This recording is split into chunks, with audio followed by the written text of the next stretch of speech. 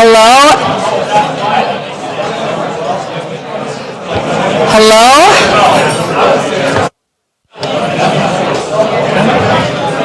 Hello?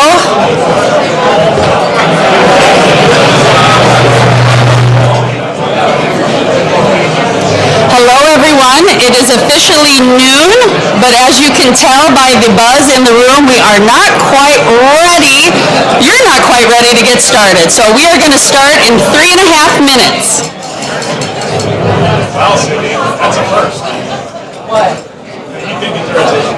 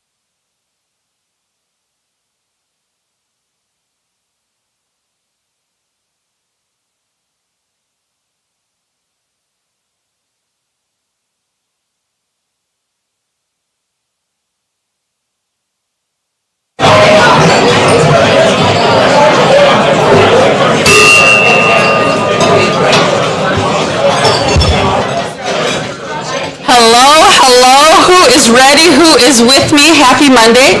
Thank you for being here today. Please join me in the Pledge of Allegiance. I pledge allegiance to the flag of of the United States of America and to the republic for which it stands, one nation, under God, indivisible, with liberty and justice for all. Please join me in reciting the four-way test. Of the things we think, say, or do, first, is it the truth? Second, is it fair to all concerned? Third, will it build goodwill and better friendships? Fourth, will it be beneficial to all concerned? I would like to invite Luke Lingberg up for our invocation. Luke? I know I saw, there he is right there.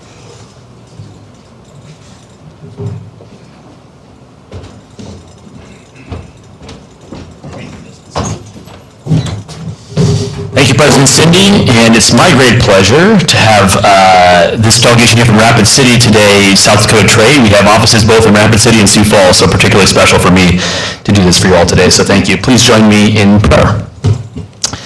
Father God, today we give thanks for the many ways you blessed our state, the city of Sioux Falls and the city of Rapid City. We thank you for the honorable men and women like Mayor TenHaken and Mayor Allender who will lead our cities. May you continue to provide them with the guidance, discernment, and wisdom as they seek to pursue the unalienable rights of life, liberty, and happiness. Today we invoke the sentiments of Philippians chapter 2 that says, "Let us each look not to his own interests, but also to the interests of others. Help us to support one another and every other community in our great state, that we may all prosper together in our state where under you the people rule." We pray this in your holy name. Amen.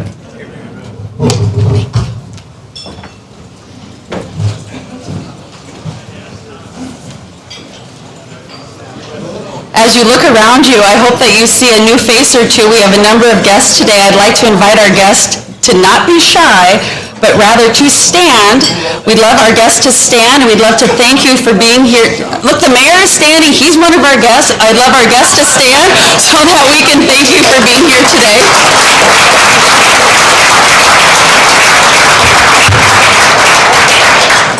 What a beautiful day in May, and what fun energy in the room. I almost feel badly interrupting the gusto and the conversation that appears to be happening at each table, and I certainly hope that you have had a wonderful morning and a wonderful Monday so far. We have just a couple of items of Rotary business. We have 2 new member inductions. I'd like to invite all 4 of those individuals up here, and James, we're going to start with you. James Gasper, will you please introduce Downtown Rotary's newest member?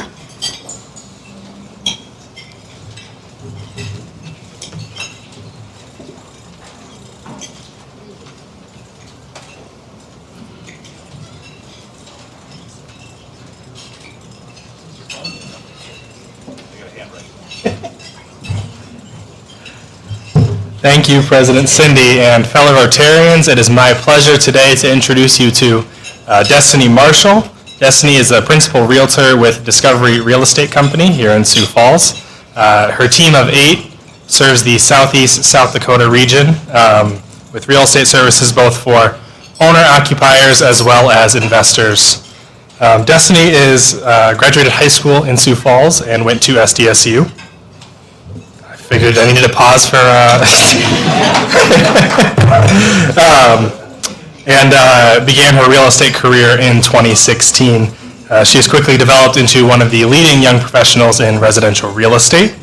She's been recognized as an emerging leader in her industry, receiving recognition as a top 20% team in South Dakota year over year. She was recognized as the Realtor of the Year in 2018 by the Sioux Empire Housing Partnership. And she was recognized as the top 50 realtor under 30 by the National Association of Realtors. She was also recognized this year as an inaugural member of the Sioux Falls.Business 30 under 30 list. So she's built a name and career for herself as a residential realtor. Outside of real estate, Destiny is a community-minded and service-oriented individual. She serves as a member of the Sioux Falls Young Professional Network's steering committee. And she regularly engages in workforce development activities, speaking in both high school and college classrooms about career opportunities in Sioux Falls. She's built a personal brand on hustle, determination, and grit, and has shared that brand with her team and continues to lead by example. So It's my honor to introduce Destiny to you all today.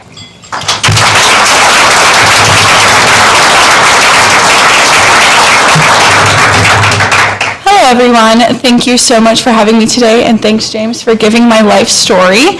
I just wanted to share with you, I, as a downtown business owner and a adjacent, people say I don't actually live downtown, that I'm just really passionate about the future of Sioux Falls and really passionate about the future of downtown Sioux Falls. So it really drew me to want to become a member of Rotary Downtown. And when James tells me to do something, I pretty much just follow in his footsteps. So thank you guys so much for having me today, and I'm really excited to get to know you.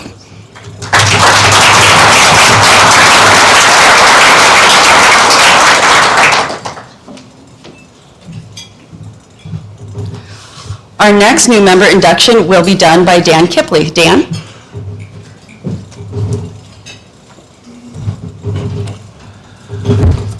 Thank you, President Cindy, fellow Rotarians. There's probably no need for an introduction for Bob Timian, but I'm going to rattle a few things off. Bob is a past chair of the Chamber, past chair of the Sioux Falls Development Foundation, past chair of the United Way, past chair of JA, a founding member of the Sioux Falls Sports Authority, past president of Rotary West, twice. They recycled him. He's the retired CEO of the Ramcota companies, and now we'll get into some of the more important things he's accomplished. He's been a mentor for now a sophomore that he started with a fourth grade young man, and now he's going to band concerts to watch this young man perform. He's a former adjunct professor at Augustana in the accounting department. He's a world traveler, and I know he's a world-class pickleball player too. But most importantly, Bob is a friend of mine and a mentor. Let's give a warm Rotary welcome to Bob Timian.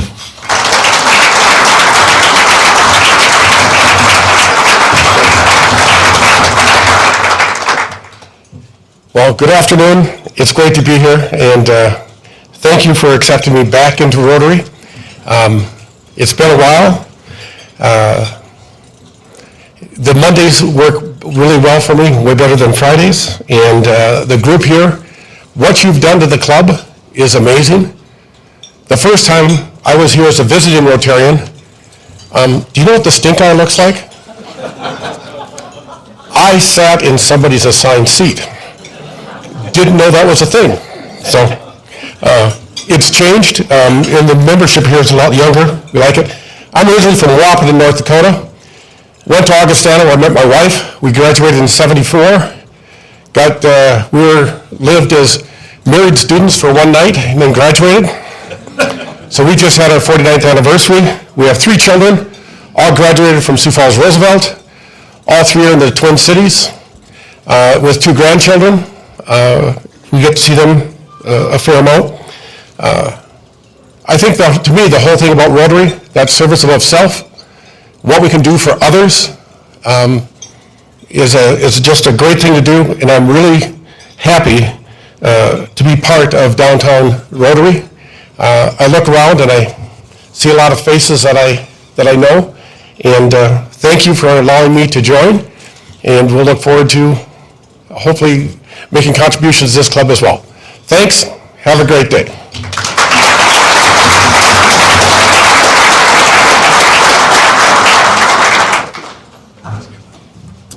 I would like to invite our guests up to the stage, and while they make their way, if it feels week after week that the room is getting a little fuller and a little fuller, our club is the largest it has ever been in its 108 years. We currently have 349 members, and we still have 5 weeks to go. So I want to just extend my very personal appreciation. I just want to extend my personal appreciation to all of you for making these last 11 months really special. We've got 5 more, like I said, weeks to go, and for inviting others to be a part of this mission. And please continue to do so day after day. On stage, We are thrilled to have guests joining us from Rapid City. To share more about how the South Dakota's two largest cities are moving our state forward, we have Rapid City Mayor Steve Allender, Sioux Falls Mayor Paul TenHaken, Tom Johnson, President and CEO of Elevate Rapid City, and Rotarian Bob Mundt, President and CEO of the Sioux Falls Development Foundation. Bob will also take the role as moderator, and I'm turning it over to you. Thank you. Well, thank you, Cindy. Can everyone hear me out there? Are we good? Okay. First of all, thanks to Marcus Malin for calling me 3 or 4 months ago and asking us to do this. It's a great idea, and it's just an honor for us to have our friends from Rapid City across the state. It is a pleasure for me to be with these guys. We work with them frequently on a lot of our projects, and I think this is an opportunity for us to kind of share with you what we're doing as a state, as two of the largest cities in the state, to talk a little bit about what we've done. So I'm going to kind of start with some self-introductions rather than me reading their bio. I'm just going to let Tom tell us a little bit about yourself and where did you come to Sioux Falls, where did you come to South Dakota from, Tom? Thanks, Bob. Good morning, everybody. Thanks for inviting me to Sioux Falls. I've been here numerous times, but it feels a little more friendly today. Really appreciate it. I came to South Dakota about 4 years ago. I was in a bus in downtown Denver, got a call from a headhunter. I was doing community and economic development for Colorado State University. And this headhunter said, hey, we heard you're a talented guy. Would you like to come to South Dakota? I said, absolutely not. And here I am 4 years later. They said, we got an interesting job for you, though. We want you to merge a Chamber of Commerce and Economic Development Group, an innovation center, another nonprofit, bring them under one umbrella before. I'd done local economic and community development. I'd done regional. I'd run the governor's office of economic development in Wyoming. Been in Colorado, a university job, never done a merger before. Here we are 4 years later doing some great things. And I think I read the numbers last week. Sioux Falls and Rapid City both grew at about 2.7% in 1 year, which puts both communities in the top 35 in the country for cities. And so both communities are growing exceedingly fast. It means we've got to work together, and it means when we put our voices together, we can do a lot of damage. Want to say thanks to two of my mentors and friends, of course, Bob with the foundation, but also Jeff with the chamber. Both have been great for me to work with. I consider both men friends and mentors. Since we have a merged organization, I reach out to each one of them on Friday afternoon, and I complain about Rapid City, and they give me some good advice. So I just want to say thanks. Mayor Allender. I'm Steve Allender from Rapid City. I spent most of my adult life either working at the Rapid City Police Department or as mayor of Rapid City. I had 29 years, retired as chief of police in 2014, became mayor in 2015, and I'm in my last 5 weeks or so now of my mayoral career. And before you ask, I don't know what I'm doing. So my view of Rapid City and the workings of the West River people, the West River mentality, and the rest of the state has really been interesting from various perspectives. And now in this latest chapter, working with Elevate and the folks here in Sioux Falls has been pretty eye-opening, and I think a good thing for our future. Thank you. Mayor Paul. Hey, everybody. I think most of y'all know me in the room, but just for context, Mayor Allender's been the mayor since 2015 in Rapid, and I became mayor in 2018. So we've been colleagues for the last 5 years, and I've had some interesting, lamenting discussions over the last 3 on all the challenges of the last 3 years.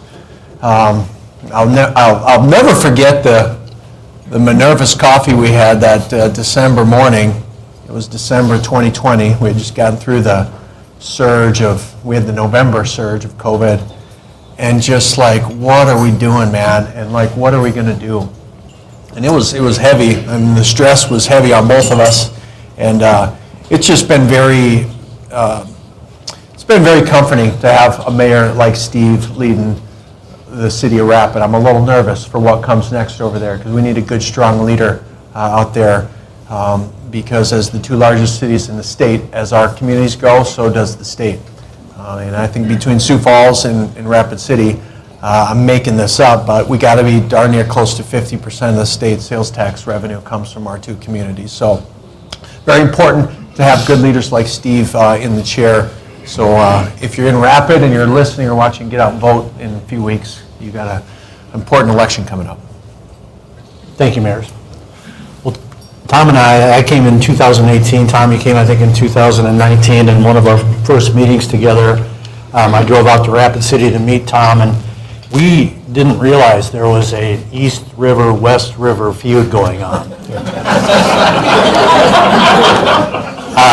We met with each other, and I came back and told people that I was in Rapid City meeting with my counterpart, and they looked at me kind of funny, like, why did I do that? But I think it really was kind of the best thing that we could do, and really getting together and making sure that we all knew what the other one was doing. So Tom, you've done some pretty good things in Rapid City with the merger of the organizations. Can you tell us a little bit about that?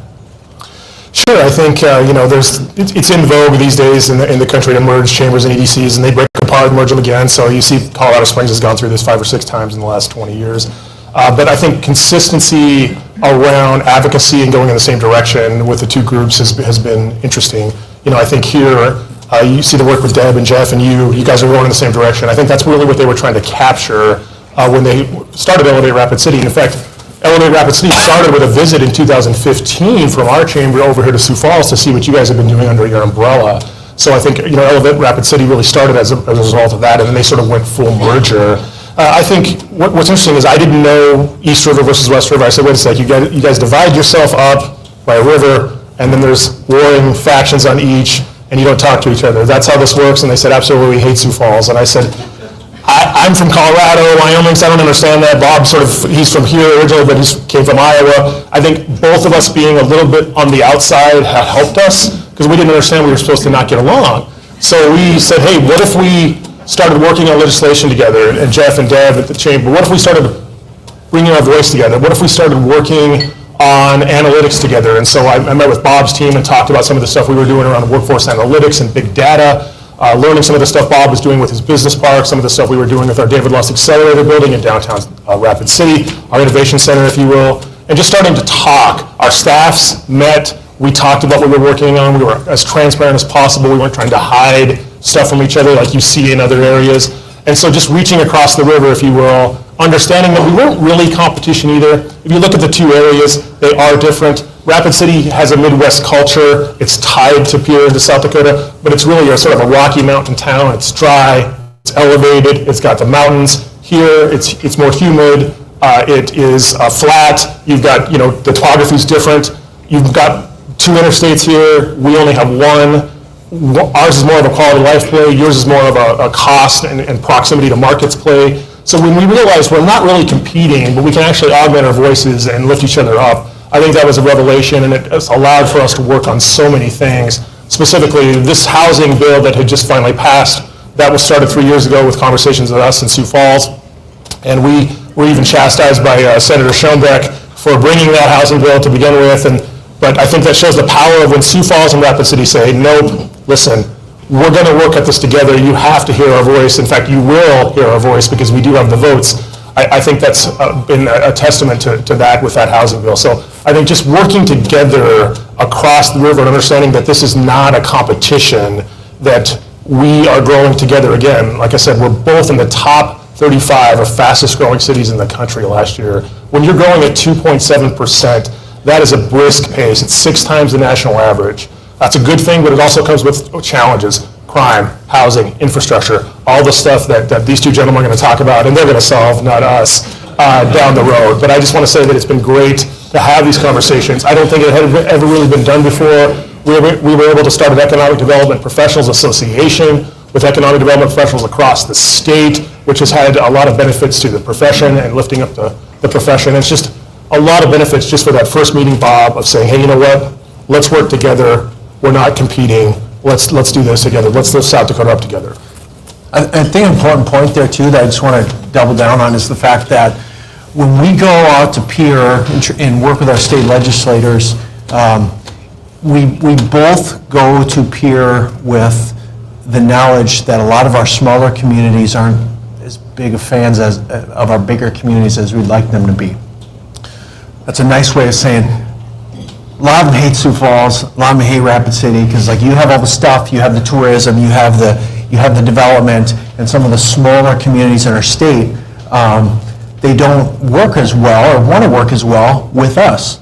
So when we can work together on bills or on issues, it strengthens our message a lot more than if like, well, that's a Sioux Falls issue, or Rapid's really pushing for that. But if Sioux Falls and Rapid are to the table, say, we both have these same challenges, and half of the state's sales tax dollars come from these two communities, and we need help with it, it's a lot stronger message. Mayor Allender, we just had a report from the tourism office that Sioux Falls has passed Rapid City in the tourism industry. So I had to bring that up. Where's Terry? Is Terry? There she is. So you owe me a lunch now, Terry. Sorry. No, I mean, you've been around since 2015 in Rapid, and you've lived through some of the, what I think are just tremendous changes in Rapid City. Tell us a little bit about your strategy, your philosophy when you got into office, and how you kind of worked that system that you've kind of described to me as being unique in Rapid City. How did you work that? Well, we are a unique people. There's not only an East River, West River thing, there's a West River thing, where we won't ask for help. We don't expect to work together. We'll always give help, but we're very independent, very stubborn. And so working together, collaborating does not come naturally. And so watching this through my time as police chief, especially, I saw all the wheel spinning that was going on, things that would start, that were disrupted, just a general lack of progress, a lot of fighting, but a lack of progress. And the city council meetings, which I was required to attend as police chief, would routinely have more than 100, 150 items on the agenda. They would go 4 or 5 hours, and it was just punishing to watch nothing happen. And so when I got into the mayor's office, I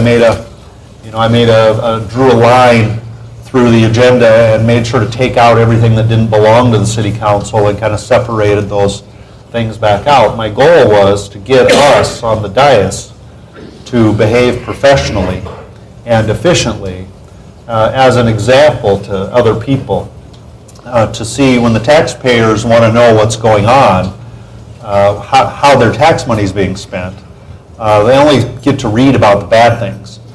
They only get to see the scandals. And so I felt it was up to us to put some more routine business out in front of them to help them see that we were working hard for them. And so that had a greater than expected return, where people started complimenting me and the council for all kinds of things that we weren't even really doing, but what we were doing was doing it faster and more efficiently. We were just handling routine business. So the environment was changing. And so then working with other entities, which is always difficult for us, there's the way it should be and the way it is. And the way it is that it's difficult. We don't think about working together. We don't think about reaching out to other communities much, working together, but it's the way it should be. So we have to force those type of things. So we put into our schedules things that will force or artificially start collaborations. And we find that people that we reach out to are very much interested.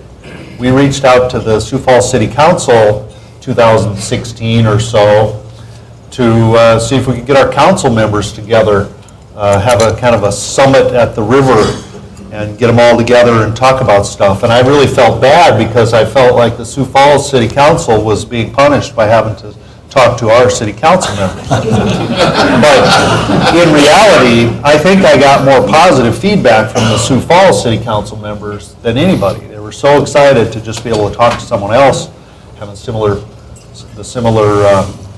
challenges and successes. So, opening these doors is one thing. Keeping them open is another, and maybe more difficult. And that goes all the way back to smaller item things. Our new arena in 2018 was started in 2018, but getting to that point was very grueling. And there was no communication between Sioux Falls and Rapid City administrations. Might even have been a little bit of bad blood, and I called up the mayor at that time, Huther, and said, hey, we're working on this, and it's a big deal, and we want to come out and spy on you guys and see how things are done, see what we can learn from you. And he said a couple of things about the previous mayor, which were all well-deserved.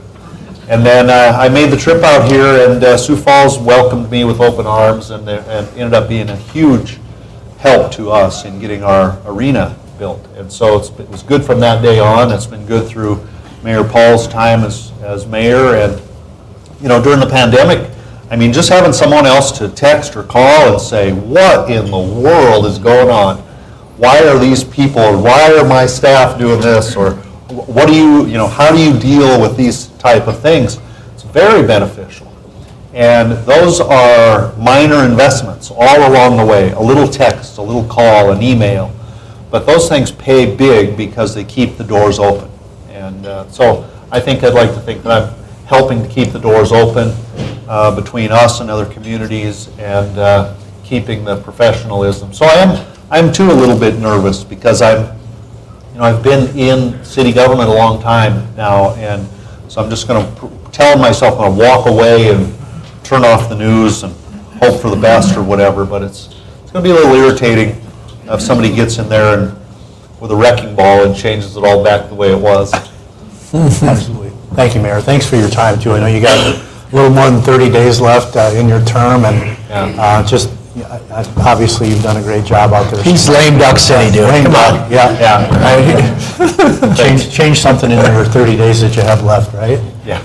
Mayor Paul, I mean, we talked earlier, too, a little bit about some of the other things that we've done with Rapid City. The airport, a couple, 3 years ago, getting some money from the state to do that. We've talked about the link and kind of some of the similarities of what Rapid City's doing out there. Tell us a little bit about how the two cities are really starting to kind of look at each other and play off of one another, and specifically maybe in some of those areas, and the developers going back and forth between the two cities. Talk a little bit about that.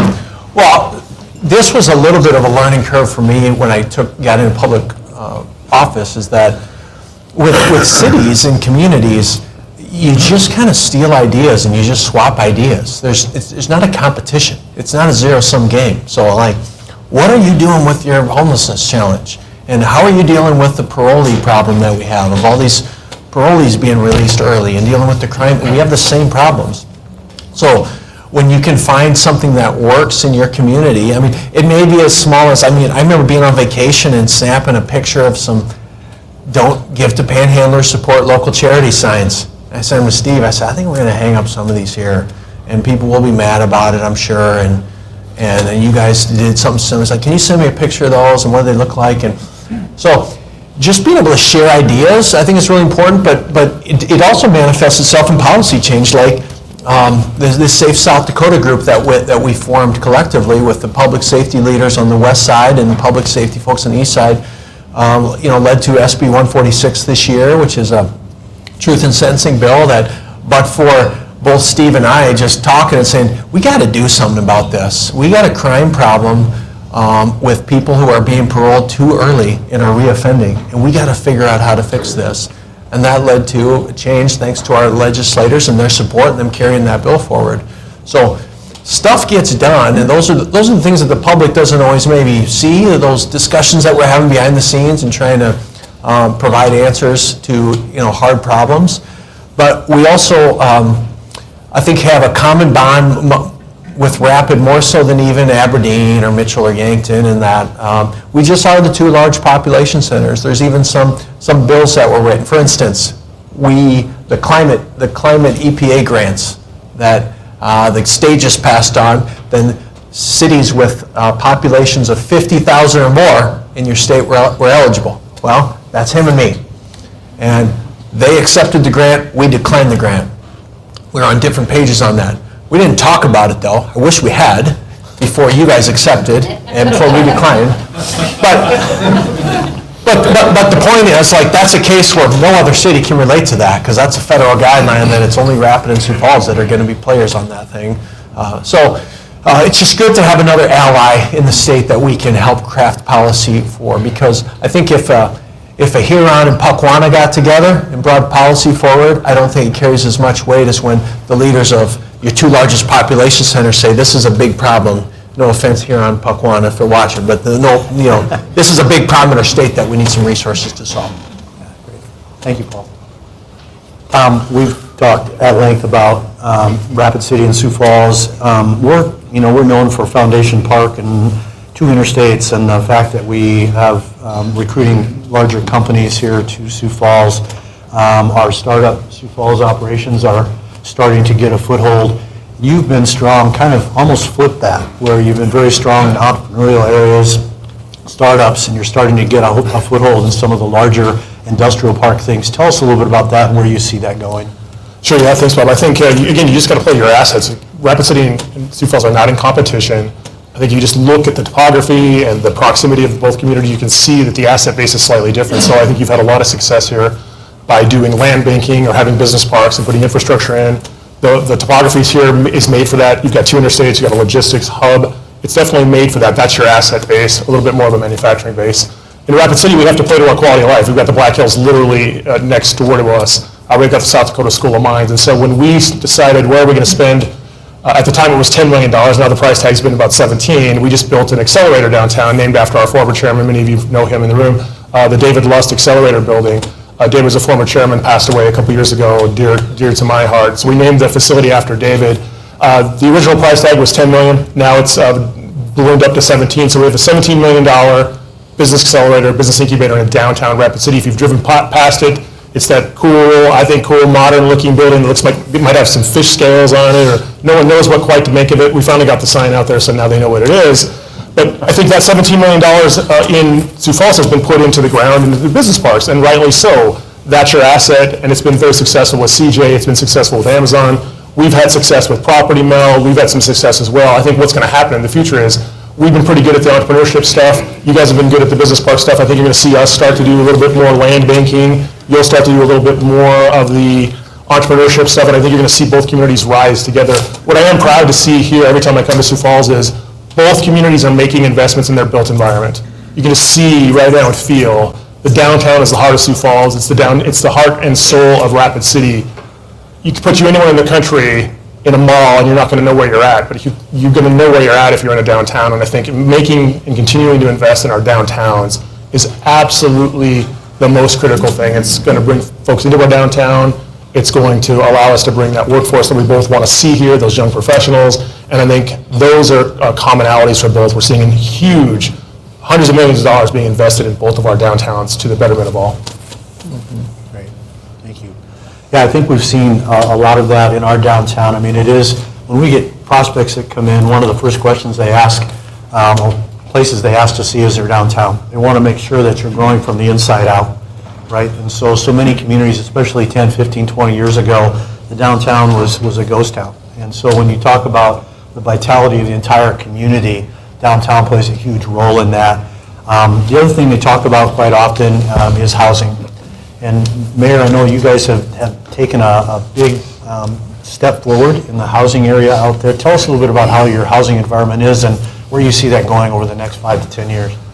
Well, I might be the wrong person to ask because I have a dim view of it. I mean, we've worked hard. We've brought a lot of attention to the housing issues. We've partnered with the Community Foundation and others who are trying to meet the same goals, and participated in housing studies. But you know, I just don't know. I mean, there's so many things changing the landscape right now, and for some of us gray hairs, you know, I'm trying to figure out why would a young family want to live in an apartment? And well, you know, sounding like my dad now, but I don't get these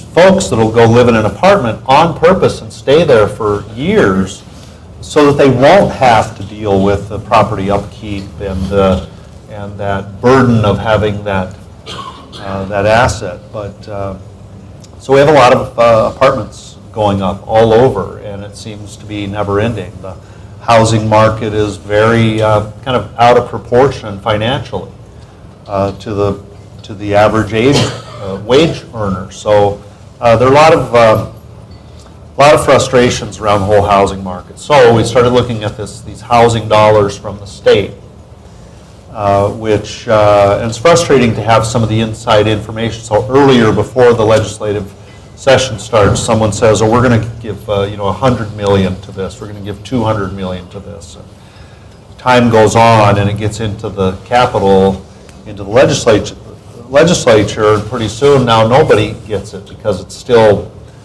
being staged somewhere or whatever else. And then it comes with rules.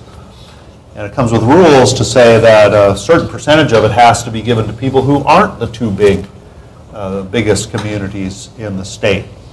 But in fact, that's where a lot of the people are, is in those two communities. So I've probably unfairly focused on the negative parts, all the roadblocks to housing over the last couple of years than I have any of the successes. So I think I just violated some of your 4 test rules. But I mean, it's true. I've been negatively viewing all of that, but we're still fighting and still hoping and still think there's a reason to stay in this and keep pushing forward. There's a study that's done every year by Boston University. It's called the Menino Study of Mayors, and it surveys the mayors of the 200 largest cities in the country on a whole myriad of issues. And then as thanks for our participation, we get the findings. And I got the findings recently, and the big topics were around climate and were around housing and homelessness. And one of the questions was, and this is the 200 largest cities, what issue is most pressing in your community, and also what issue do you feel you have the least control over as a mayor? And the most pressing was housing, and the least control is housing. So everyone expects us to what are you doing about housing? It's we don't control interest rates or land availability or the labor market or what the legislature wants to do with $200 million and keep it out of the 200 the 2 largest cities, we control just a small sliver of housing. But yet it's the thing that we get asked about the most, you campaigned on affordable housing. What are you doing to get more affordable housing? Trying, but there's so many headwinds right now on that topic right now that it's just very hard to stand up with confidence and say, we're really moving the needle. And I'm not just speaking for Steve and I think every mayor is feeling that same pressure, on that topic. And before this, we were also talking about, maybe this is a segue to another question, we were talking about the homelessness challenge as well. That was my next question, Paul. Because it's a big challenge in Rapid, it's a big challenge in Sioux Falls. But to add on to what Paul's saying is that realistically, at least in Rapid City, we have more affordable housing now than we've ever had. But the expectation to have more affordable housing and the stress on low wage earners and middle income wage earners has created more of a demand for affordable housing. So we're just unable to keep up. But as our city, Tom led with the fact that our cities have grown by 2.7% both the last year, and with that comes growth in a challenged population too. And if you're homeless in this entire state or down on your luck, there's 2 cities you're going to go to. And you're going to come to Sioux Falls, or you're going to come to Rapid City. So in some ways, the little woe is me case I'll make here is we deal with the homeless population for this entire state in our cities. And we know, if you take census data of where people are from at Bishop Dudley, or where they're at the Care Campus in Rapid, they only have Sioux Falls addresses. And so at some point, and this may be me lobbying anyone in the legislature in the room, is we need more support from the state on the local level in our 2 communities to deal with our homeless, mental illness, addiction populations that we're dealing with on a local level. You got thoughts on that one, Steve? Well, it's another frustrating topic because everyone in the cities are concerned about it, and they view the presence of a homeless person on the corner or in the park as being a setback or a very negative thing for our cities. But This really started to balloon in 2020, and I don't think it was coincidence. And so Rapid City's probably grown in its number of homeless people, outdoors visible homeless people, by 150 since 2020. And those folks are holding up cardboard signs, and they're gathered in groups everywhere, and they panhandle visitors and residents, and it's very frustrating for everyone. But I'm to the point right now where I'm saying that we'll just get used to it, because nothing is going to change this.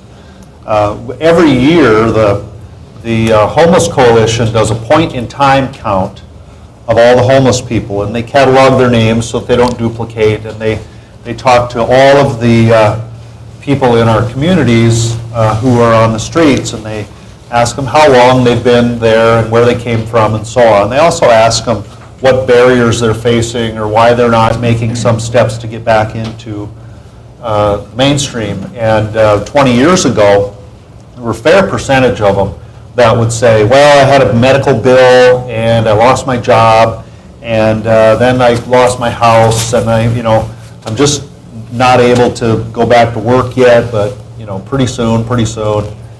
And so there's a fair number of those, maybe 20 to 30% of those folks would say, this is a hard luck story, I'm coming back out of this. Today, those numbers are around 0%. Every one of them that we speak to says, what do you mean get out of this lifestyle? I chose this. This is where I live. I mean, this is a conscious decision. Maybe it's an ill-informed one, or maybe it's one based on addiction or mental illness or whatever. But you cannot find a homeless person out there under the bridge that says, I don't want to be here. I want to be making money and earning for my family and being self-sufficient. That's not the case. So we need to get used to it. We need to figure out how to deal with it, because it cannot be eliminated.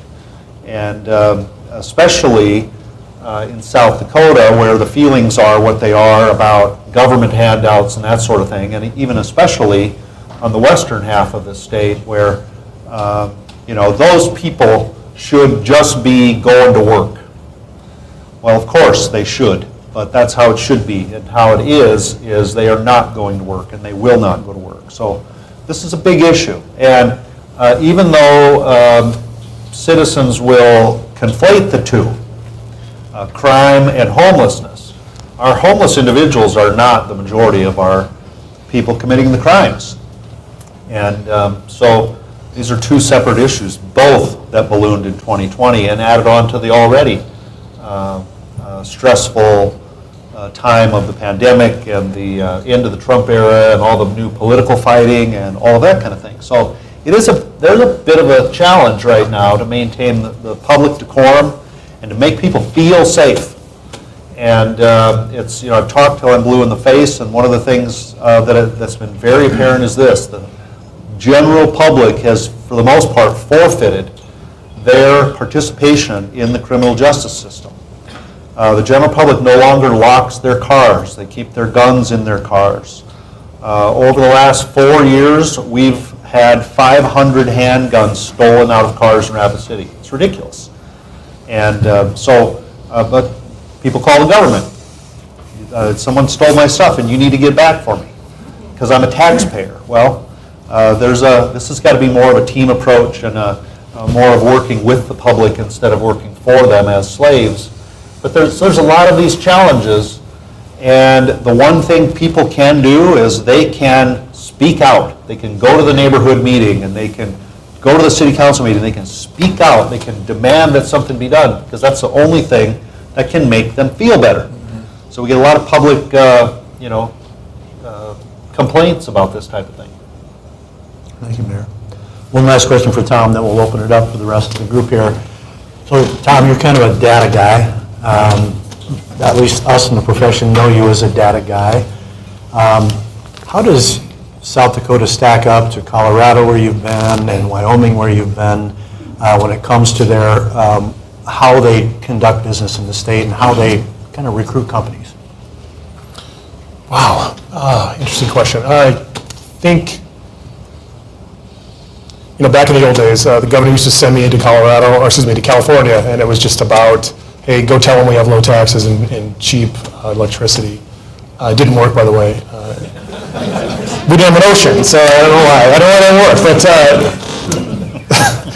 it's been more complex. I mean, doing this business over the last 20 years, I know you and Jeff and I have talked about this, it has become infinitely more complex. It used to be taxes and recruiting companies. Now you've got to deal with houselessness, homelessness, childcare, workforce, advocacy. There's just so many things that if you're successful in just recruiting companies and creating jobs, that they ask you to get involved in. We had to create a child care loan program, and then we had to hire a housing coordinator, and now we have a crime task force because people don't want to be harassed in downtown. So it's getting more and more complex. What I would say that's happening across the country. I think what we do a little bit differently here in South Dakota, and we have an advantage, is that when you have a relationship, because our state's a little bit smaller than like when I was in Colorado, it's 7 million people, the relationships are magnified. And so we look at companies that come to Rapid City or would come to anywhere, frankly, if there's a relationship back, a tie back.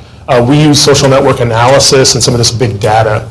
I first got this idea when I was at Colorado State University. I ran into a PhD who had a PhD in social network analysis, and she started showing me these tools where you can get on LinkedIn, you can say, okay, how many connections am I from this person in the back of the room that I don't know, or that person in the back of the room, or Bill Gates. You're usually 6 connections, six degrees of separation. That's literally true, except it's 4. And so how can we use social network analysis to reach decision makers around recruiting, around workforce? So I've done this and effectively have used this strategy here now because our relationships magnify themselves more.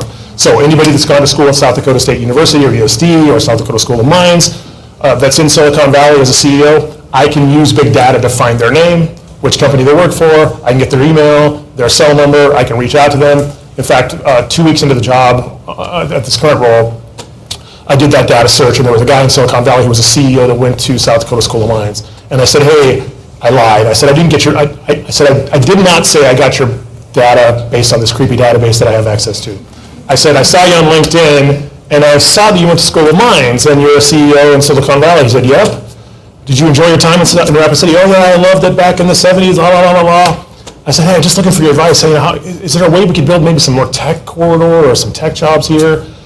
You're in Silicon Valley, and this is the rule of thumb. Anytime you want money, ask for advice. Anytime you want advice, ask for money. And so I asked for his advice. And he said, oh my God, yeah, I'll help you. In fact, I got a project I was thinking about putting in Ohio, but I can put that project anywhere in the Midwest. I should talk to you guys because you're Rapid City, I went to school there. So the power of social networks in a place that's this small is magnified, that more pronounced than they are anywhere else. And we can use that power of place, use that power of somebody that's vacationing in the Black Hills, use that power of somebody who went to school at USD Law School. We can use those relationships and get to those people more. The second piece is we have access to our federal delegation. I've neglected to say this. I know Luke's in the audience right now. Rapid City and Sioux Falls are jointly working with the state to do an Office of Trade, a South Dakota Trade. So the West River office is in Rapid City, the East River office and nationally in Sioux Falls. And so we have that connection. We're working together across the river on this trade. So our ability to work together, our ability to use social networks and our relationships, I think is our strength. It beats Minneapolis, beats Denver, beats Omaha, beats anybody else because we can move quicker with those relationships. Thanks, Tom. Yeah, and Tom's been very kind sharing his knowledge, his data with us as well, so we've been able to tap into those same things with our staff as well. So we're getting to the bewitching hour here, so questions, if there are any questions here, we'll take a few of those.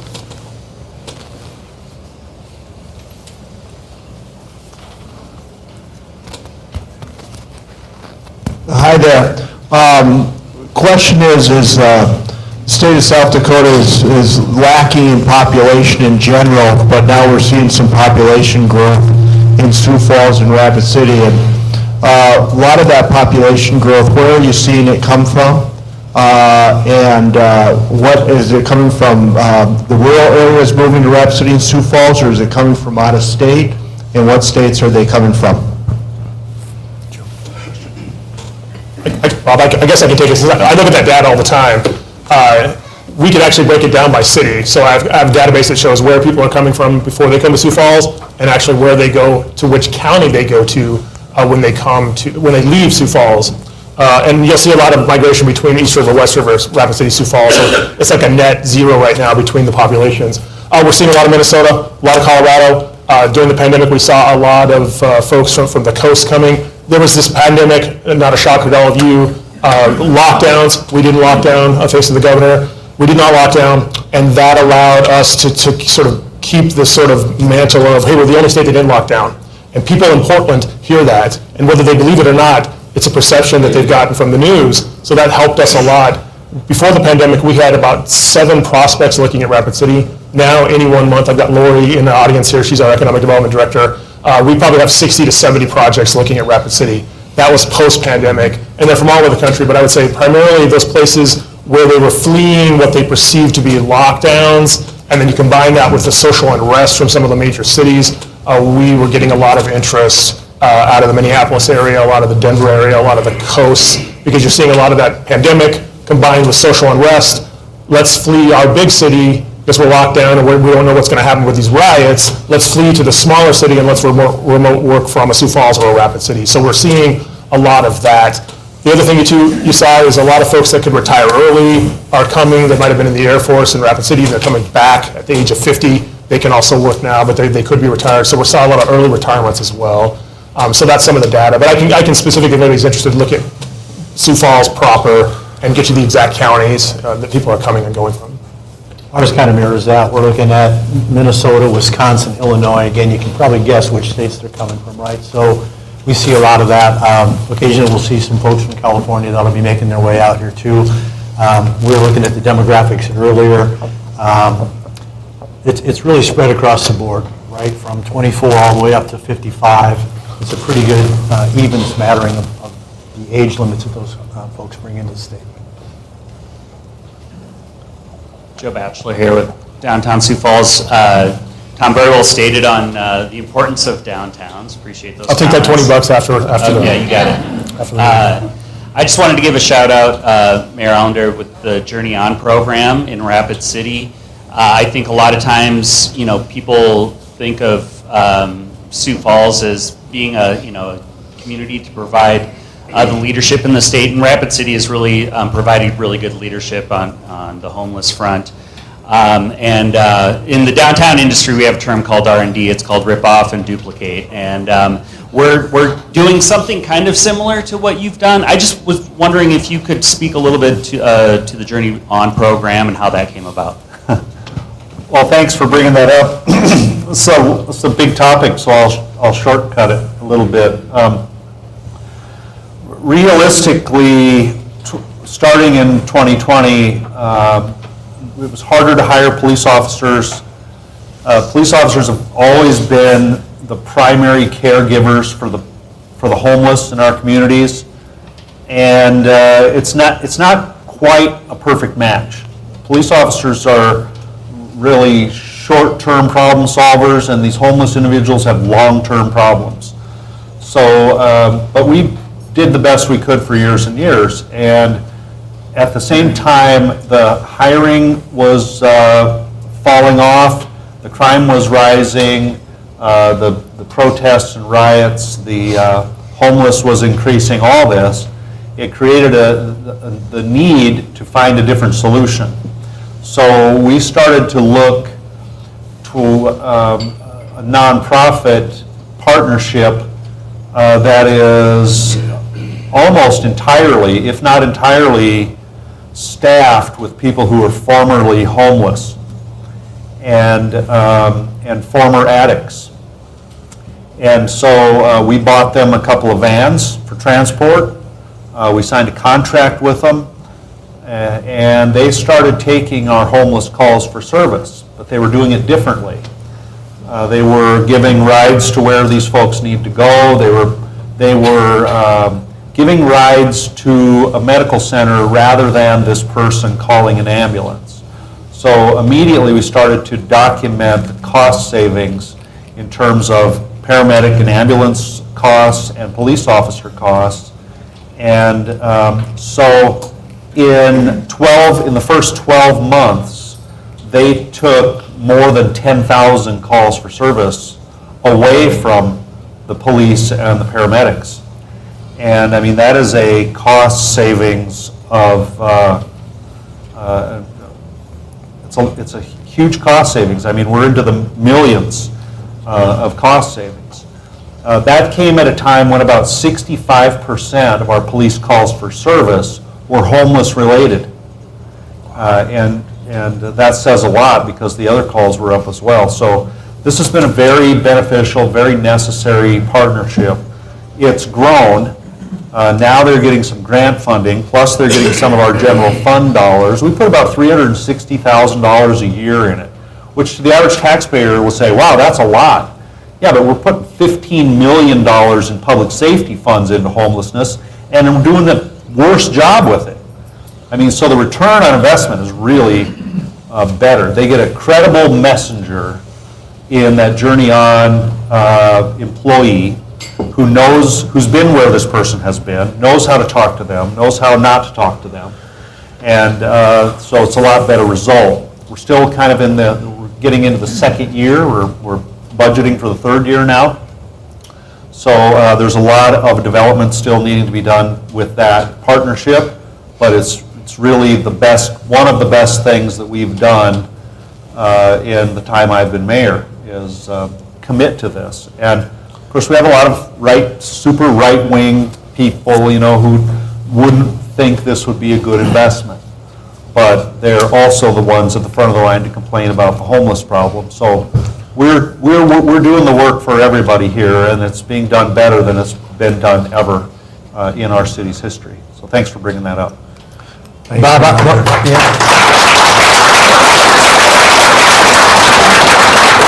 going to take the last word because I know the fifth four-way testing is due. Our meetings end on time, and I know they're sticklers for that. But I wanted to just honor Mayor Allender. This is probably the last time I'll be in Sioux Falls in his elected office. We have challenge coins that we give out to people in our city who do great things and do great work. And we have 5 core values in the city: safety, teamwork, innovation, character, and respect. And I think Steve has modeled and embraced most of those. I'll say all of them even during your time in office. So on behalf of the city, man, I just want to present you with this coin and thank you for all you've done. And thank you.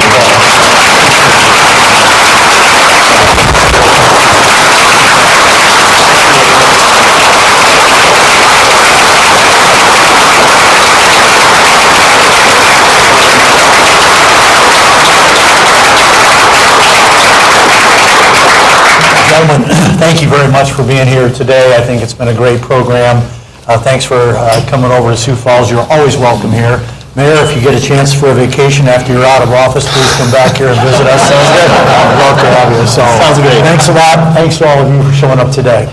Thank you. Grateful to your leadership, and certainly I would tell what comes to mind, or the language that comes to mind to me, is this element of collaborative conversation and collaborative action. All of us in South Dakota are better because of your leadership, so I extend my gratitude to all of you. Looking at next week, there's no meeting because it's Memorial Day. We're going to come back together June 5th. We're going to have a program on hunting tourism with a feature on Pheasant Fest. Lastly, we have a board meeting immediately following this meeting, so board members, please gather right about here so that we can start the meeting in less than 5 minutes. Thank you so very much. Rotary is adjourned.